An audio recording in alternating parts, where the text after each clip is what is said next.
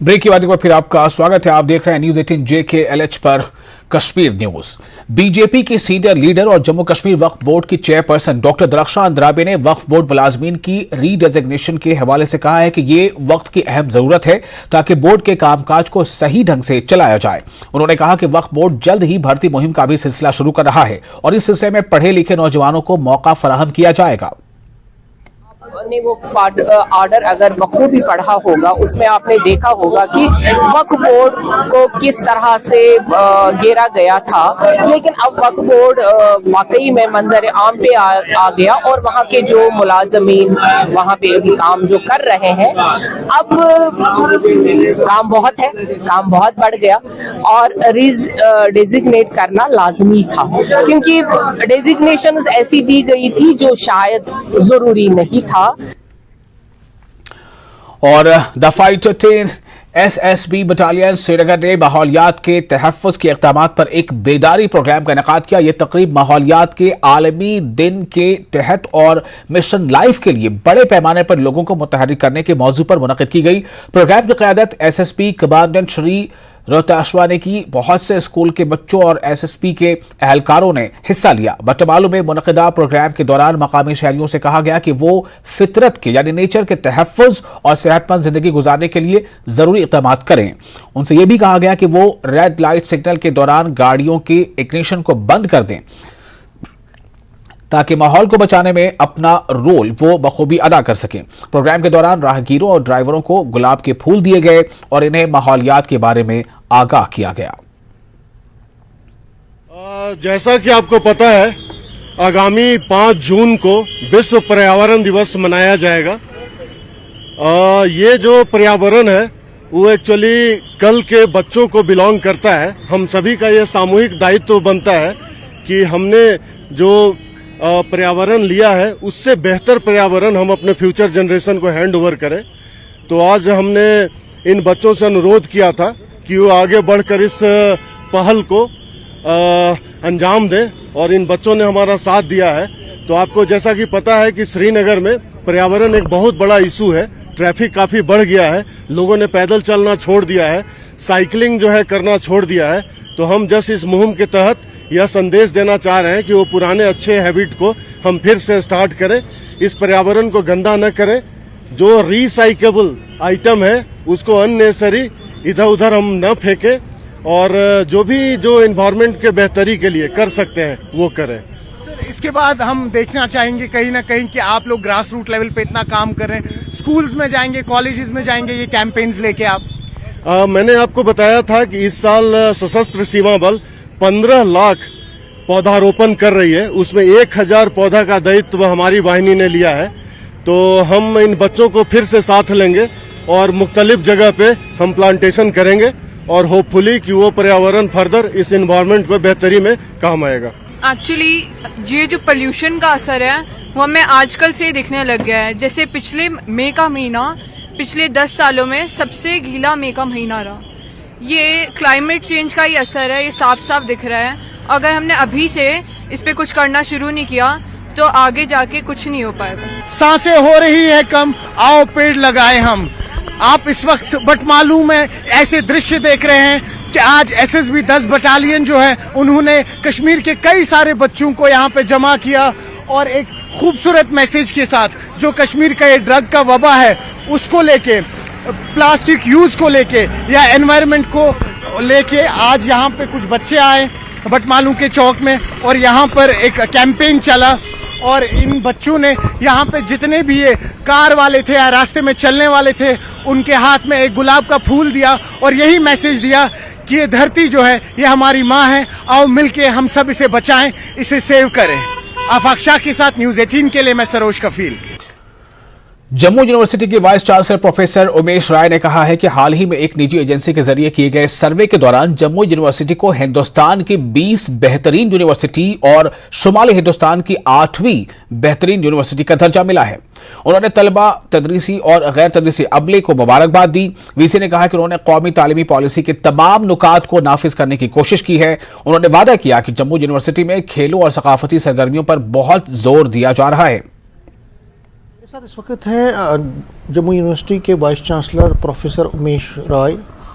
इनसे हम बात करेंगे कोई इश्यूज़ पे जम्मू यूनिवर्सिटी के ताल्लुक से, यहाँ पे जो बच्चे हैं उनको किस तरह की एजुकेशन दी जा रही है, फोकस किस पे किया जा रहा है इस इशू पे, और आगे के क्या प्रोग्राम्स हैं इनके। इस पर बात करने के लिए हम इनसे बात करेंगे। सर, आपका न्यूज़ 18 में आप हमसे जुड़े हैं, आपका बहुत बहुत धन्यवाद। सबसे पहले जानना चाहूँगा सर कि जो जम्मू यूनिवर्सिटी है इसकी रैंकिंग भी बड़ी है, उस पर आपकी साथ पहले भी बात हुई है।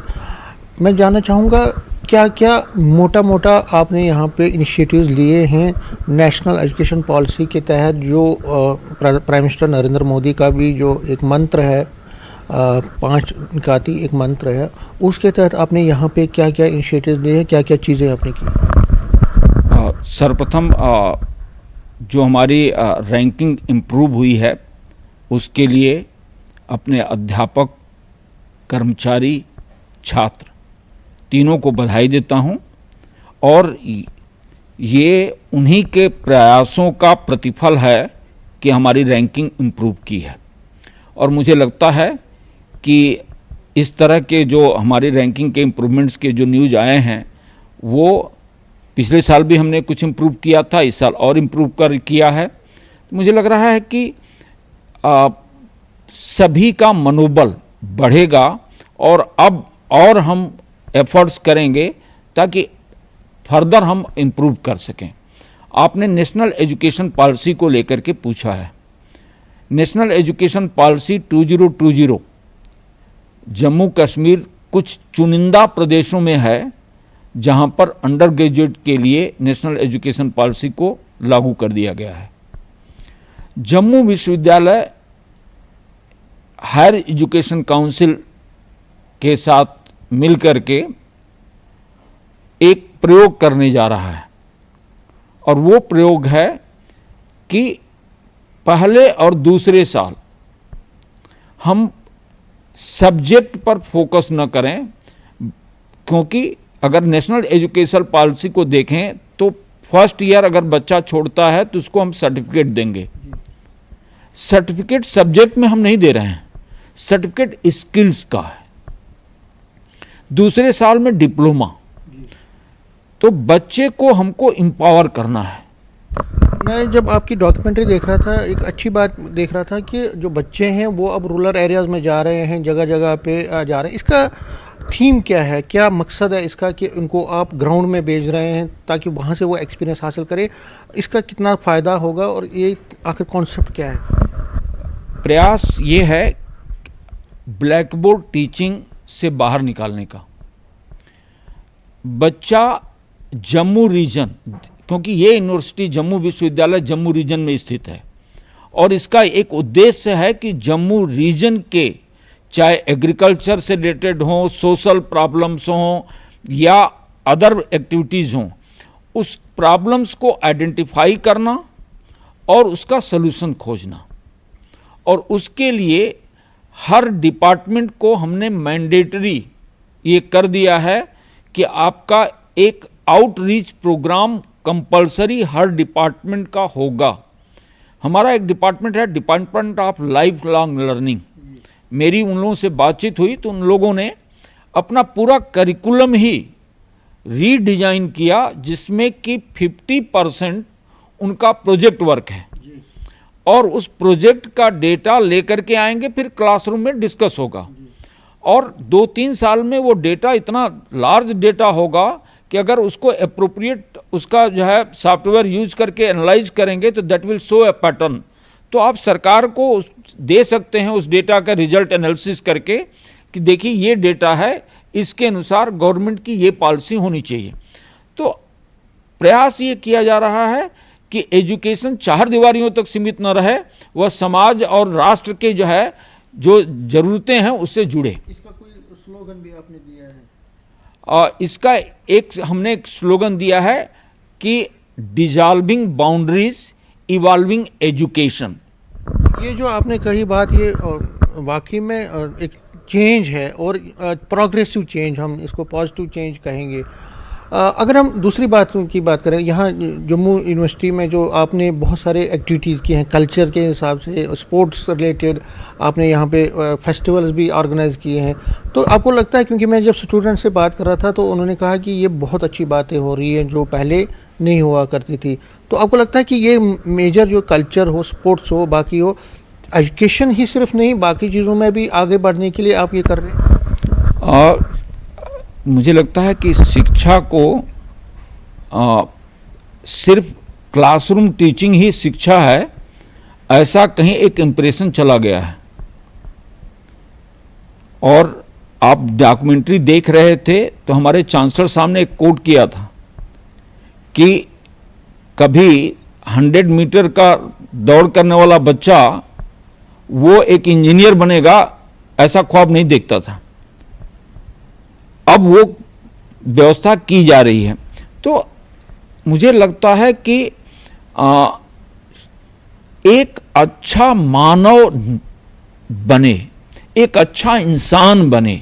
न्यूज़ 18 से बात करने के लिए शुक्रिया। कैमरामैन आशू के साथ में समीर भट्ट, न्यूज़ 18 जम्मू।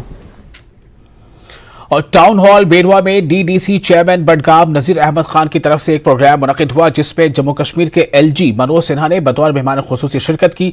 इस मौके पर सिविल और पुलिस के आला अफसरान के अलावा मीर वाइज वसती कश्मीर मौलवी सैयद अब्दुल लतीफ बुखारी भी मौजूद थे।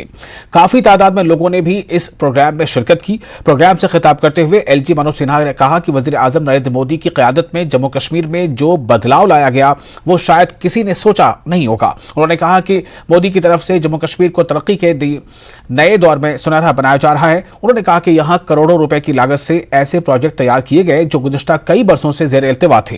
एलजी ने कहा कि इनकी कोशिश है कि यहां के अवाम की ख्वाहिशात को नई बुलंदियों तक पहुंचाया जाए। एलजी ने कहा कि इससे पहले भी जम्मू कश्मीर की तरक्की के लिए पैसे मरकज से वागुजार होते थे, लेकिन इन्हें यहां लोगों की तरक्की में इस्तेमाल करने में इसकी रफ्तार कम थी। मनोज सिन्हा अपने खिताब में मजीद कहा कि यहां बेगुनाह लोगों को सिक्योरिटी फोर्सेज और इंतजामिया की जानिब से सताया नहीं जाएगा।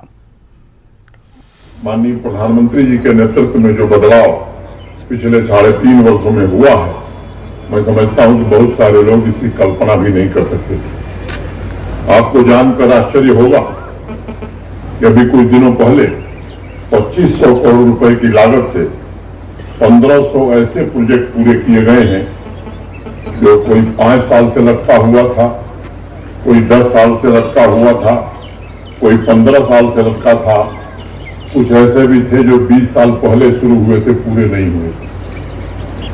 बडगाम जिले की भी 83 ऐसी प्रोजेक्ट थी जो लंबे समय से लटकी पड़ी थी, अब उन्हें जाकर पूरा किया गया है। आंकड़े अगर आप देखेंगे, पिछले 3 वर्षों में 7 लाख नौजवान बच्चों बच्चियों को ट्रेनिंग भी दी गई है। भारत सरकार की विभिन्न योजनाओं और जम्मू कश्मीर प्रशासन की विभिन्न योजनाओं में आर्थिक सहायता मुहैया कराकर भविष्य में वो नई मंजिल तय कर सकें, इसका मार्ग भी प्रशस्त किया गया है। और नेशनल कॉन्फ्रेंस के सीनियर लीडर और साबिक एमएलए बेरवा डॉक्टर मोहम्मद शफी ने एलजी मनोज सिन्हा के बेरवा दौरे पर तनकीद की है। उन्होंने ऑर्गेनाइजरों को भी आड़े हाथों लिया। डॉक्टर शफी ने कहा कि बेरवा के लिए कुछ नया ऐलान नहीं हुआ, बल्कि एलजी ने साबिका हुकूमतों के प्रोजेक्टों को ही गिनवाया है। डॉक्टर शफी ने कहा कि काश एलजी बेरवा की तामीर और तरक्की और खासकर जम्मू कश्मीर की बेरोजगारी को कम करने के लिए कुछ इकदाम करते, लेकिन ऐसा नहीं हुआ, बल्कि जम्मू कश्मीर में दिन ब दिन बेरोजगारी की शरह ज्यादा हो गई है। डॉक्टर शफी ने इसे शो बिजनेस करार दिया। जी, एलजी साहब का बहुत एहतराम और इज्जत है, क्योंकि अनडेमोक्रेटिक सेटअप में इस वक्त वो हमारी यूटी जो कभी स्टेट थी हेड कर रहे हैं। बीरवाए में भी खुश था, लेकिन जो लोग ऑर्गेनाइजर्स थे जिन्होंने बहुत ही प्रोपेगेंडा किया था, जब एलजी साहब का मैंने पूरा गौर से सुना, मुझे कुछ नया नहीं मिला उसमें जो बीरवा के लिए। मागाम और नारबल का तो तज़किरा ही नहीं हुआ।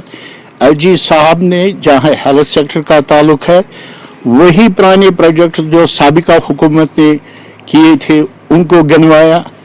टूरिज्म, पोस्ट मैदान, वो सबों को पता है, उमर साहब ने क्लियर किया था, उसको कहा।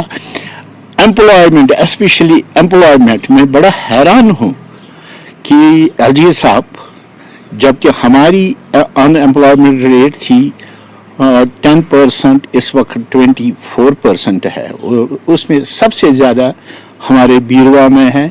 किसी भी सेक्टर में कोई ऐसा प्रोजेक्ट नहीं हुआ है, जो भी है साबिका हुकूमतों का है। कुछ लैंग्विशिंग स्कीम्स थे वो क्लियर हो गए। तो मैं जब इसका क्रिटिकल एनालिसिस कर रहा हूँ, बीरवा को आज कुछ नहीं मिला। मैं कहूँगा it was just a show business from the organisers. कहते हैं कि हमने विकास किया, मुझे नहीं नजर लग रहा है कि बीरवा में। जरा ये बताए कौन सी नई प्रोजेक्ट इन्होंने बनाया?